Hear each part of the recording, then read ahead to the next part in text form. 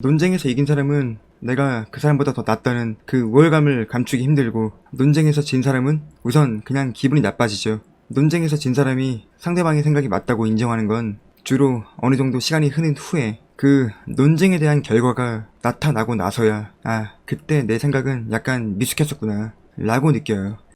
안녕하세요, 공달입니다.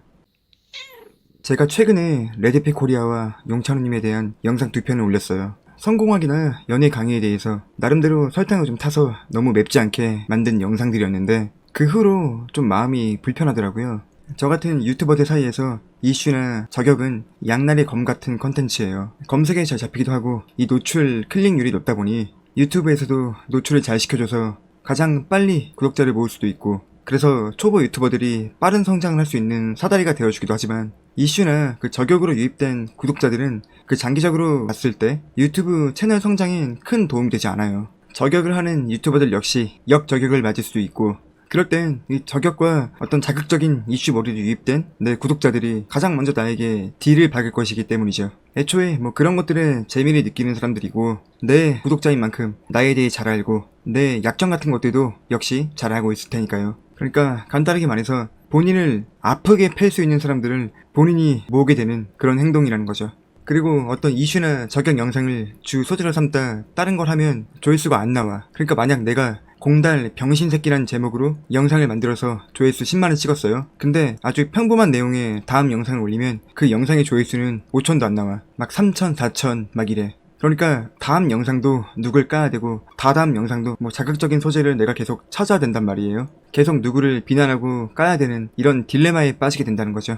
뭐 누가 봐도 이 사람은 좀 아닌 것 같다, 얘는 진짜 악인이다, 이런 생각이 들 정도로 어떤 사회적 무례를 일으킨 사람이 아니고선, 보통의 사람들은 누구나 뭐 장점과 단점, 잘하는 것과 못하는 것, 호감인 부분과 비호감인 부분, 이런 입체적인 면이 존재하기 때문에 반박 불가의 어떤 완벽한 저격을 하기란 참 쉽지 않아요.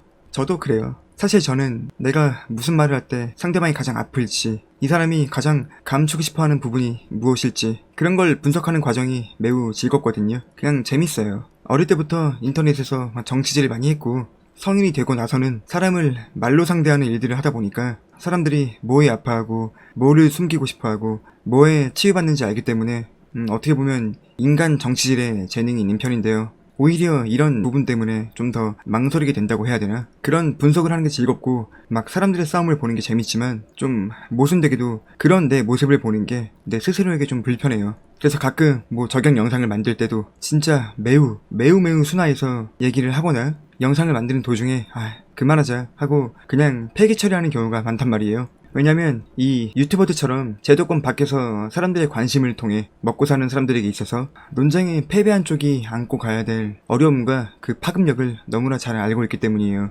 데일 카네기가 한 말 중에 예리한 칼날은 피하고 보라, 이런 말이 있어요. 논쟁에서 이긴 사람은 내가 그 사람보다 더 낫다는 그 우월감을 감추기 힘들고, 논쟁에서 진 사람은 우선 그냥 기분이 나빠지죠. 논쟁에서 진 사람이 상대방의 생각이 맞다고 인정하는 건 주로 어느 정도 시간이 흐른 후에 그 논쟁에 대한 결과가 나타나고 나서야 그때 내 생각은 약간 미숙했었구나 라고 느껴요. 제가 봤던 인터넷 댓글 싸움 중에 가장 인상 깊었던 댓글이, 지금은 제 생각이 옳다고 믿지만 3년 뒤에 다시 와서 선생님의 글을 읽어보겠습니다, 이런 댓글이었거든요.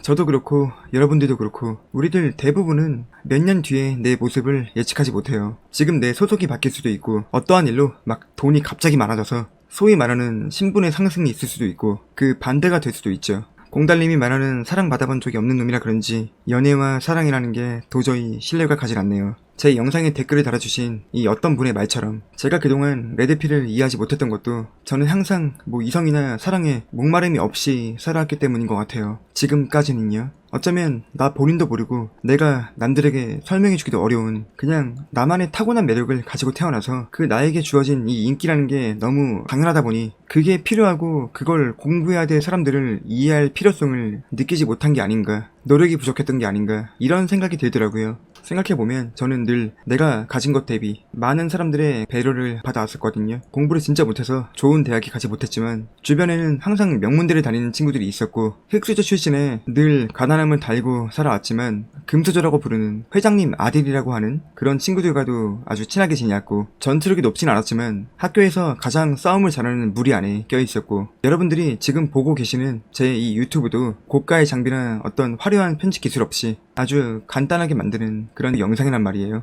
그냥 그렇게 저는 사람 관계에 있어서 크게 어려움을 느껴본 적이 없는 것 같아요. 아니면 뭐 불편한 게 있어도 제가 원래 그런 부분에 좀 둔감해서 느끼지 못하고 그냥 살아왔던 것일 수도 있겠죠.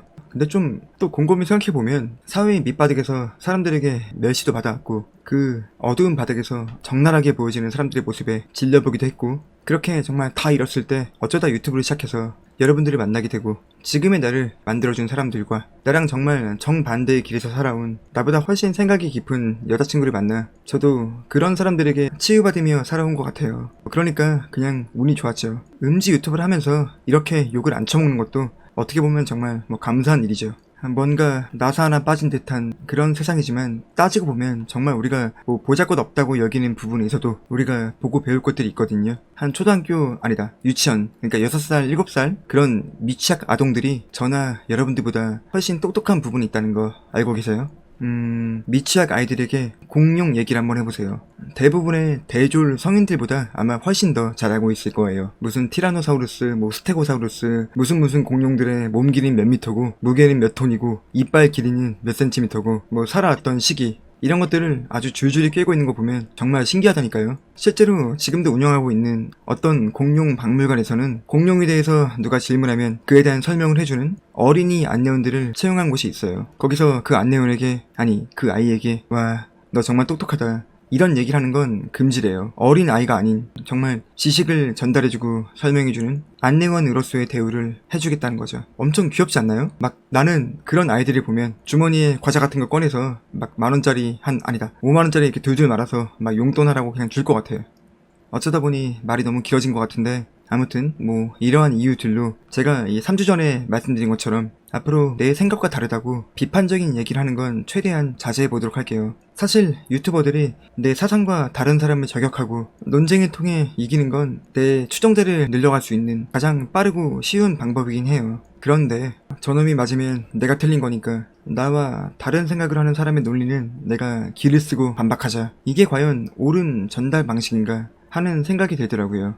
귀를 크게 열고 이런 이야기 저런 이야기 모두가 목소리를 낼 수 있어야죠. 모두의 목소리를 듣되 판단은 각자가 하는 겁니다. 어떤 조언이나 어떤 잔소리보다도 어떤 사상보다도 내가 소신껏 살아가며 행복한 모습을 보여주는 것 그리고 그 행복이 연출된 것이 아닐 때 영상이든 뭐든 그 이상의 좋은 전달 방식은 없는 것 같아요. 가장 좋은 조언은 내가 잘 살고 내가 올바른 방식으로 행복해지는 겁니다. 그쵸? 아무튼 뭐 함께 예쁘게 사랑하고 멋지게 성장해 나갑시다. 그럼 오늘은 이만하도록 할게요.